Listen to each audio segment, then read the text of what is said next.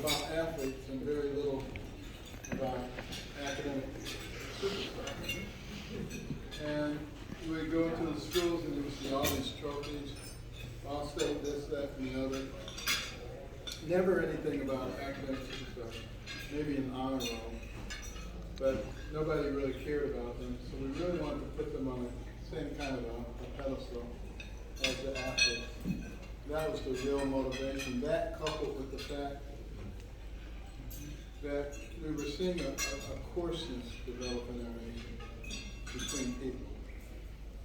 And that's why in order to win, not only do you have to have at least a 3.75 grade point average on a 4.0 scale to even be considered, but you also have to demonstrate significant caring of other people for more than just the 6 weeks before the application is due. And you know, some of the things that these kids do are pretty amazing.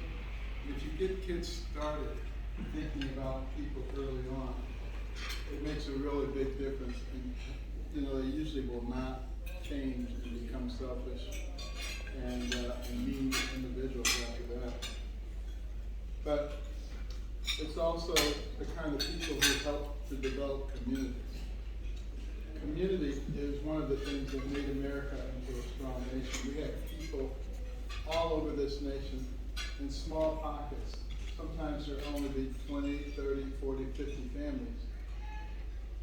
But the reason they were able to work well together is because they cared about each other. If it was harvest time and the farmer was in an apple tree and he fell out and broke his leg, everybody else harvested the crops for him. Didn't ask him what his political affiliation was. They just took care of it.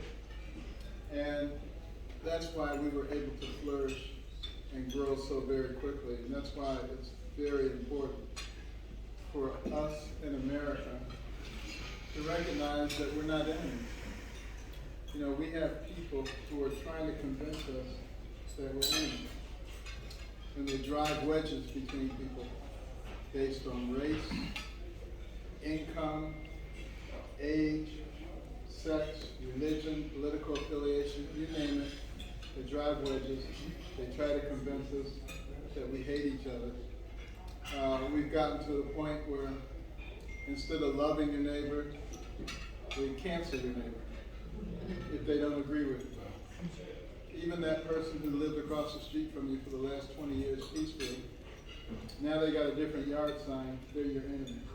No, this is manipulation. You know, it's okay to disagree with people. I always say if two people agree about everything, one of them isn't necessary. Everybody is necessary. It really is a matter of opening up dialogue and just talking about people. You can take the most radical left-wing person and the most radical right-wing person, and they're going to present a stop. But the media, particularly social media, will take that 10% they don't agree on and will just magnify that and try to make that into the central issue. And that's something that is vitally important that we resist. And we need to be developing new leaders, young leaders in our country who really understand that. And we also need to understand how important America is on the world scene. Recognize that before America became the dominant power, there were all these despotic leaders around the world who just crushed anybody who was weaker than they were, took their land, took their treasures. You don't see very much of that going on anymore, but if the United States goes off the scene, believe me, it will start happening again.